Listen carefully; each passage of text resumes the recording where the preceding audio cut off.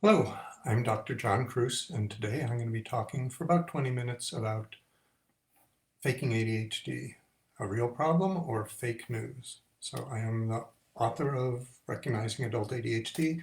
I've been a psychiatrist focusing on attention deficit disorder in adults for the last 26 years. And I'm going to talk about a few different aspects of this question. I'm going to talk about why people would want to fake ADHD, how common it is, are there ways to detect people are faking it? And hopefully I'll be able to cover all those today. Certainly if you have questions while I'm talking, you can type them in and I will answer at the end. Can spend up to 20-30 minutes after I finish talking if there's that many questions. These will be posted on not just this Facebook Live site, but also we're transferring them to YouTube for greater accessibility. So I'm going to launch into it. Why would anyone want to fake that they have ADHD? Um, other than actors who might want to be pretending to be someone with ADHD, and I'll get to that a little later. The two other, most people who are faking ADHD are doing it for what is called secondary gain. So they're doing it either to get something positive that's attached to having ADHD. And two positive things are, one would be prescriptions for stimulants and stimulant medications in the setting of ADHD, which we know can help with attention, focus, sustained concentration, staying on track, and help functionally in someone's lives, fewer car accidents, fewer other problems. Stimulant medications not only help with focus, attention, and cognition, but they do have a euphoric effect. They do have a mood elevating effect, so that makes them desirable to people who might not have ADHD. And the second reason for faking ADHD is particularly on college campuses and some workplace situations. People are entitled to certain accommodations or particularly more time on tests or leniency with some deadlines in some situations. So that may be a desirable reason people might fake their having ADHD when they don't really have it. So how common is this? So, one is that there's evidence that on college campuses, up to 20% of kids, and certainly it will vary from college campus to college campus, but maybe 1 out of 5 kids on college campuses are using stimulant medication that is not their own, so that they have, so that's indicating that there is sort of a market, there is some appeal of having these medications, and many people who are alarmed by this situation, are saying, oh my God, 20% of our kids are drug addicts and running into problems. Closer examination of this phenomenon, though, suggests that the vast majority of those 20% of kids are using it on selective occasions, so not as a daily habit or a regular occasion. And by far the commonest reason these students, maybe I should say rather than kids, these students say that they are using the medications is to study better, to improve performance before a test, to get more information in their head, to stay up later, to schedule or to study. I'm not promoting this as a good study technique, but that is a little different from a much smaller percentage of these students who acknowledge they're taking stimulant medication to feel good. The percentages that endorse that are less than 10%. That's the primary reason that they're taking Adderall or Ritalin in college. We do know that the students who do wind up taking other people's, either from borrowing, stealing, buying illicit stimulants, are more likely male than female. They're more likely to be members of frats.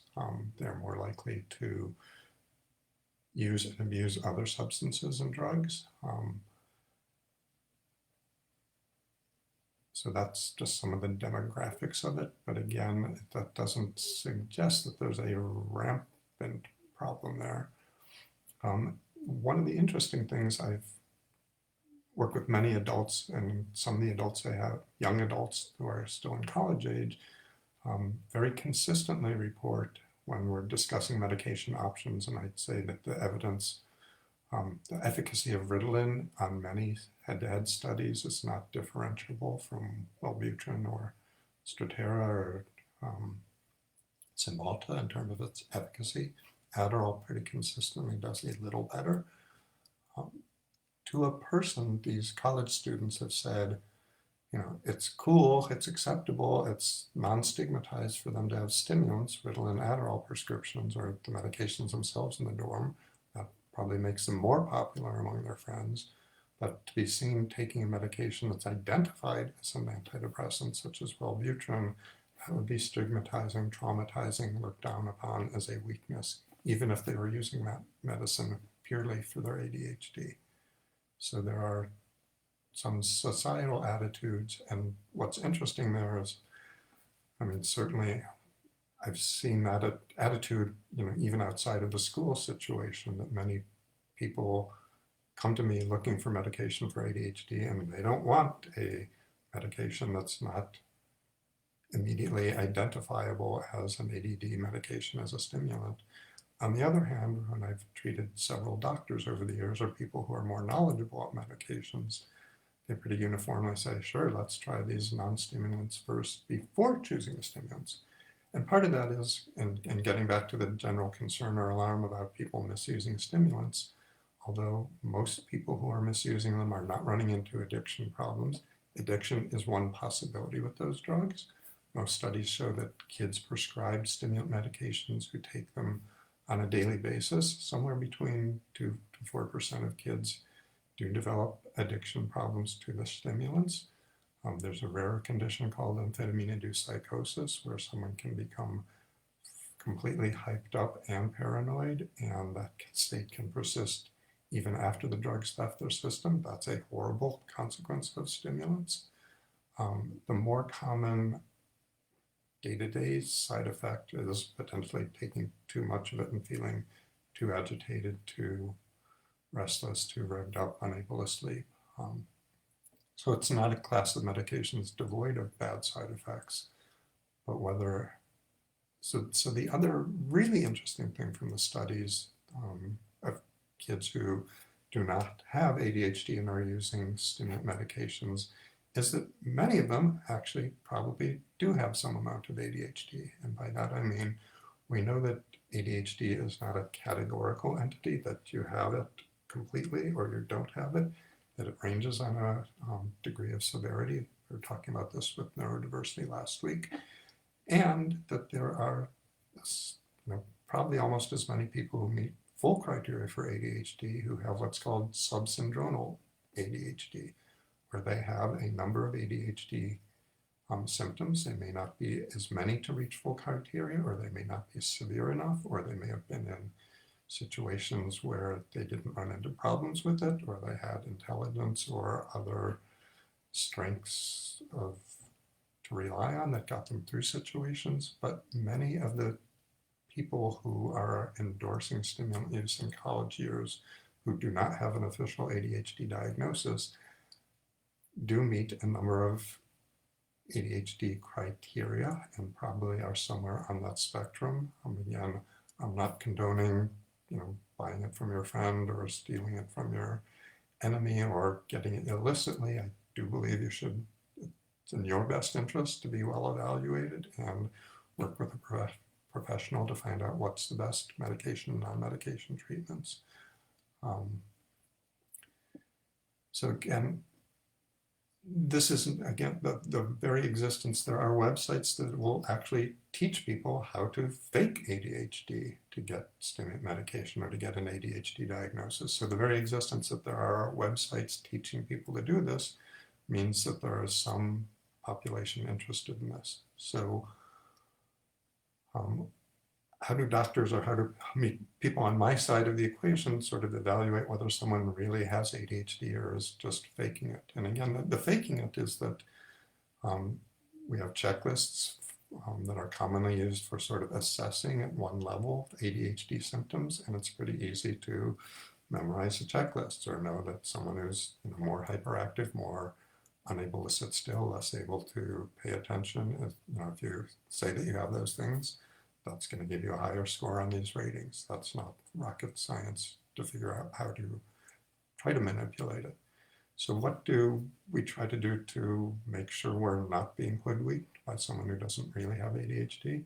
One important thing is to try to get a corroborative history. If we have teachers who describe inattentiveness in the classroom, if we have parents who say, yeah, little Johnny was racing around the playground when they were supposed to be sitting in chairs around the circle, or other signs of impulsivity, hyperactivity, inattentiveness, going back to early childhood, substantiated by others, that's fairly good evidence that the person's not faking it.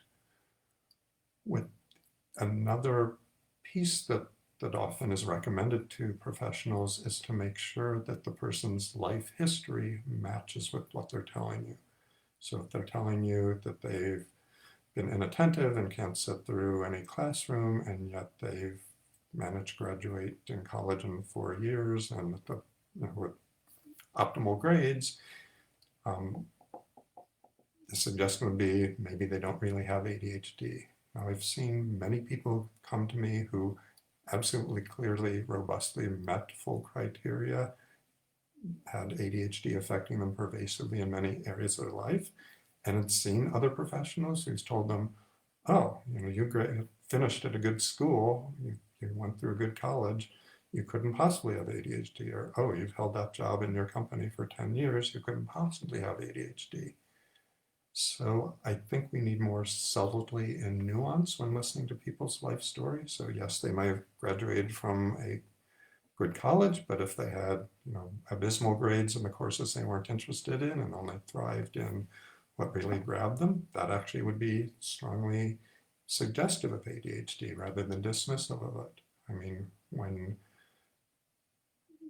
if you're using some criteria to finishing college, holding down a job, or anything like that as evidence of not having ADHD, I would say right out that person is a quack or doesn't know what they're talking about. Because if we open our eyes right now, we have a president of the United States who unequivocally, unquestionably, fully, robustly, severely meets full ADHD criteria, has since childhood, has it corroborated by thousands of observers and people who have evaluated him, had interactions with him in his own life.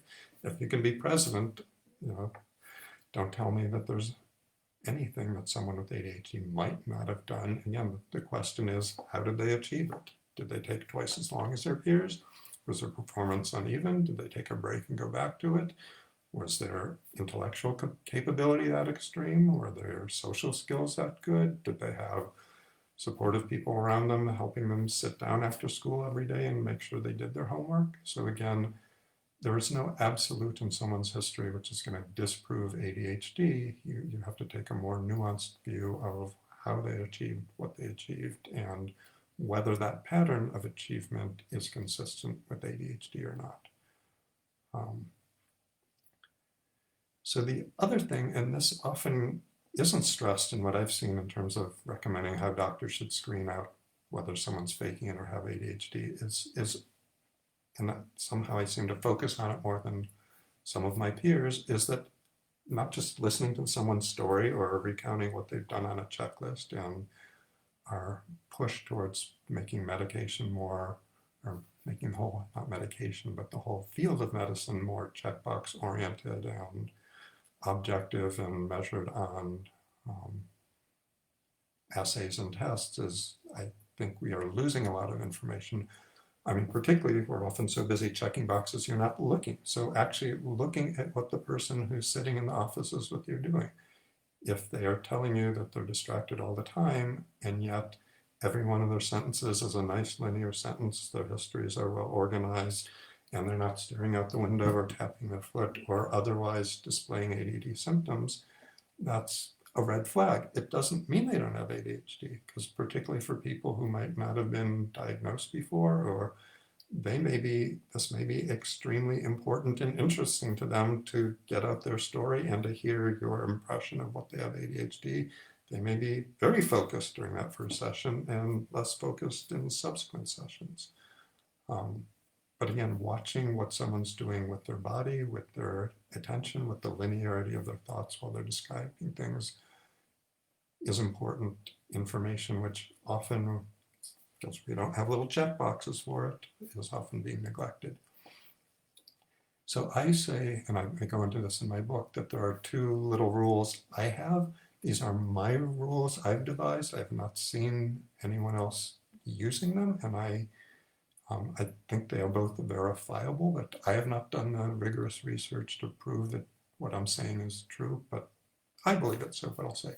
One is my simultaneity rule, and this is particularly fun to pick up in actors. You know, if you look at Alec Baldwin or others who imitate Donald Trump, and they're not even specifically knowing they're imitating ADHD, but given that his ADHD is such a prominent aspect of who he is, they will, you know, include lots of his, you know, excessive hand gestures or his snorting or his head bobbing or other joy. And they may try to employ his nonlinear verbal dialogue. But for someone whose brain doesn't have ADHD and who is a linear organized thinker, it's very hard for them to simultaneously do the verbal cadences and speech patterns of someone with ADHD and do the physical manifestations. So often they will throw in some twitching and hyperactivity and foot bouncing and hand drumming while they're talking in a linear fashion. And then when they try to imitate the speech patterns of jumping off on tangents, they will do that while being perfectly calm and still with their body. Someone with, and again, this is more hyperactive form of ADHD, who's doing both, is able to gesture excessively and go off on tangents simultaneously at the same time. So that simultaneously rule is one of my rules, things to look for. The other thing that I look for is where the pauses in speech are when someone's going off on a tangent. So someone with ADHD, if you listen closely to their speech pattern, if they're talking about going to the mall and then they ran into Jody and she was wearing a pink dress and their mother wore a pink, it's a constant flow of tangentiality, or can be. Often, when they realize they've gone off onto a new topic, they will realize that 2 or 3 words or 2 or 3 sentences or phrases into it and be aware that they may be either losing their original point or be losing their audience, and they will pivot and then pause.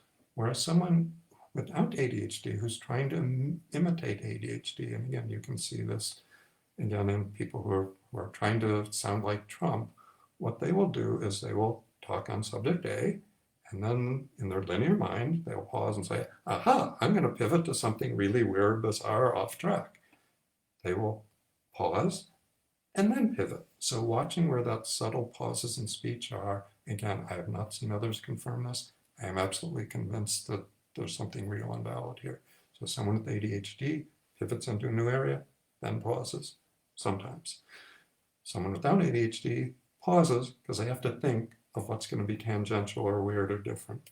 So pause, then pivot for a faker, pivot, then pause for someone with ADHD. So a few other areas I'm going to touch really quickly on. One of the stranger things in the whole ADHD field, which is fairly defensive about are people abusing their medications, is a very extensive claim. This is in Attitude magazine and all throughout the ADHD lay literature, is that Adderall, Ritalin, and other stimulants don't even enhance performance in people without ADHD.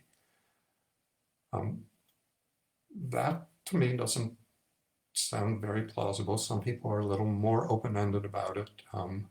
So there have been certainly studies, and a few have been popularized in recent years, one which gave people without ADHD Adderall and tried to measure how they did on some performance tests and found that giving everyone in this group of non-ADHD college students is either a 20 or 30 milligram dose of ADHD.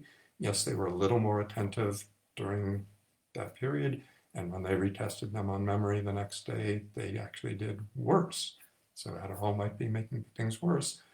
What they didn't advertised strongly, but it's right there in their study, is that they were giving doses of these medications which disrupted sleep. The students didn't sleep as well the night after the Adderall. And we know that sleep deprivation is a major determinant in whether you're going to remember things the next day or not. So I'd say the whole field of testing, assessing whether these drugs do or don't help people without ADHD is riddled with problems. It's extremely weak. And I can't believe that hundreds of thousands, millions of people are not trying these drugs multiple times because they're not having any effect on them. And so one of the other claims is they don't really improve performance, they just alter your perception that you've improved your performance.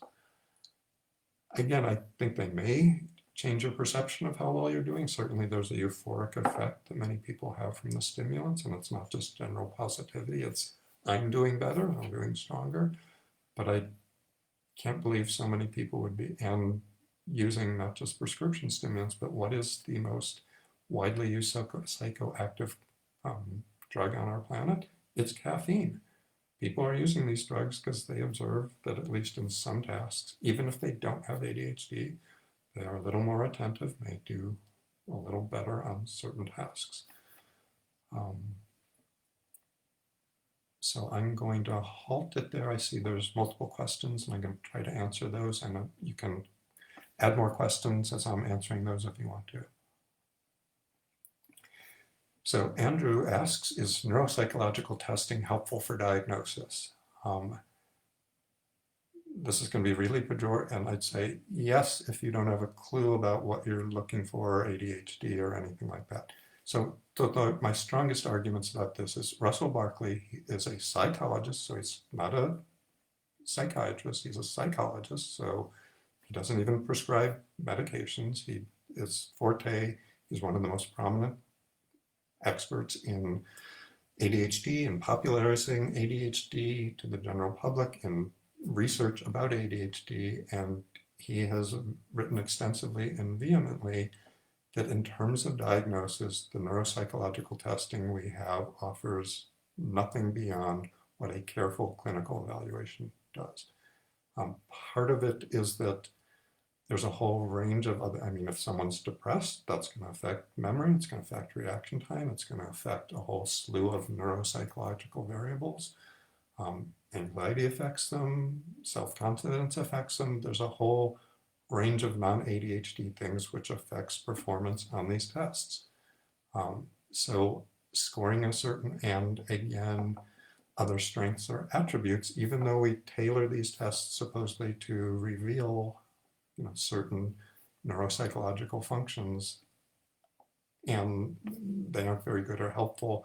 And what's particularly galling of stupid about this is that many organizations to this day, if you're taking the law tests, the LSATs, if you're taking the GREs, if you're trying to get into medical school, the MCATs, if you want accommodations for ADHD, they often require you go and get neuropsychological testing, although, as Russell Barkley would say, there is no study that shows that adds any advantage, any benefit, any additional information in terms of determining whether someone has ADHD or not.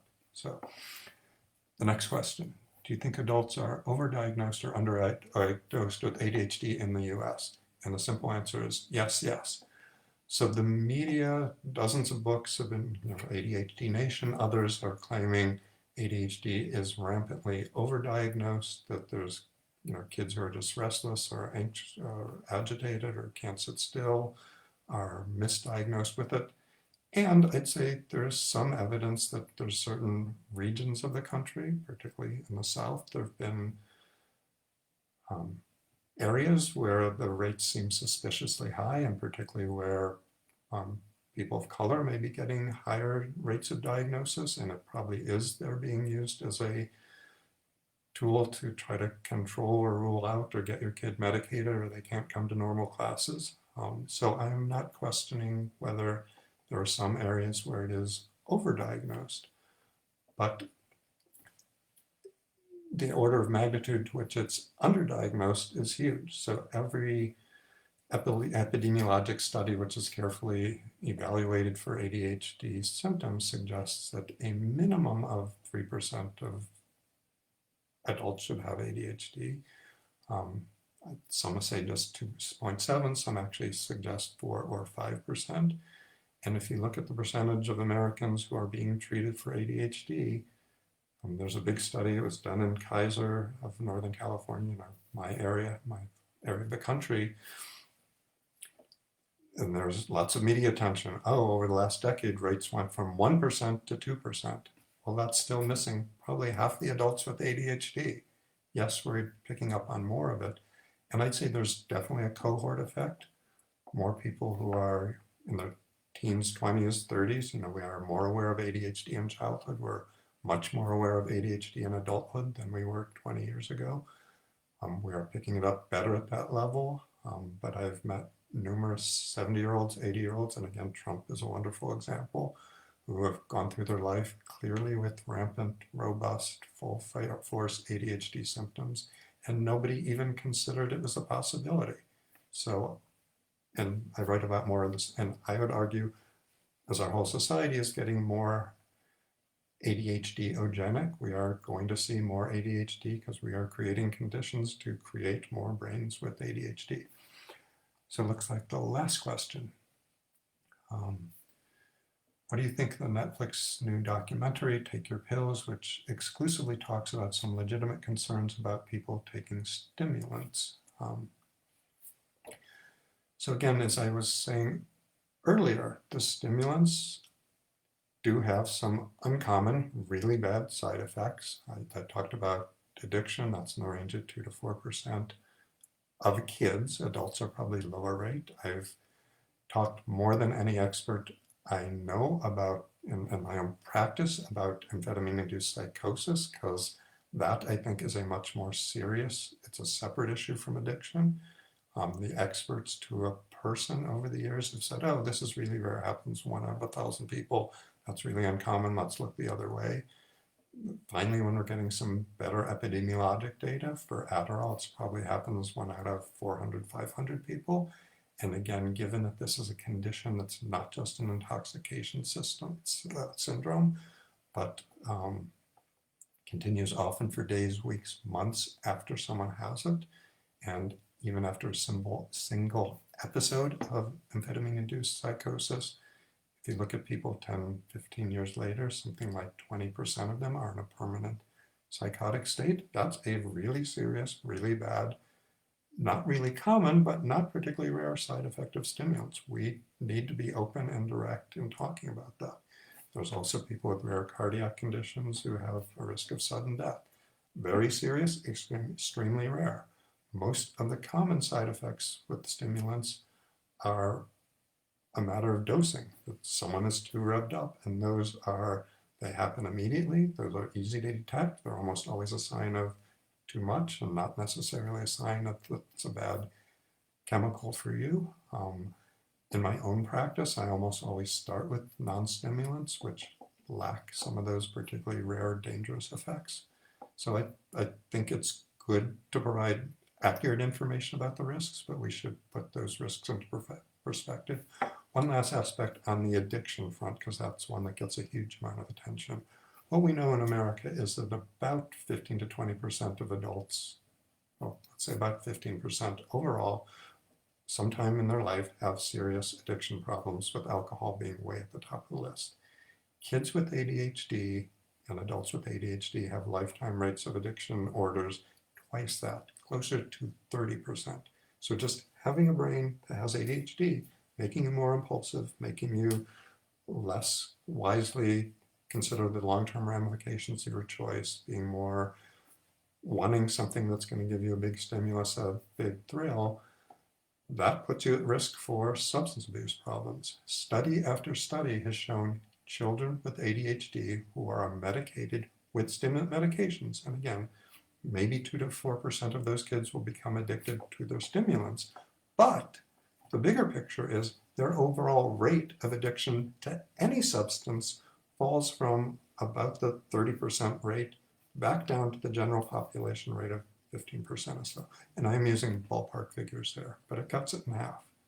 So there's no question overall, your risk of having addiction problems on a stimulant if you have ADHD is lower than if you have ADHD and aren't on a stimulant. That's the data. So that's about all for now.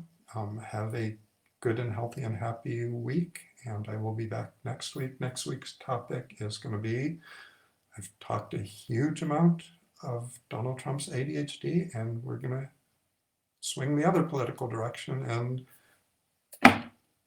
is letting Joe, essentially, when people talk about letting Joe be Joe, is that meaning letting him just be out there with his own ADHD, or does he not have ADHD? So here's my book if you want to read more about some of what we're talking about today. I'll be back next week to talking about the question of whether Joe Biden also has ADHD. That's all for now.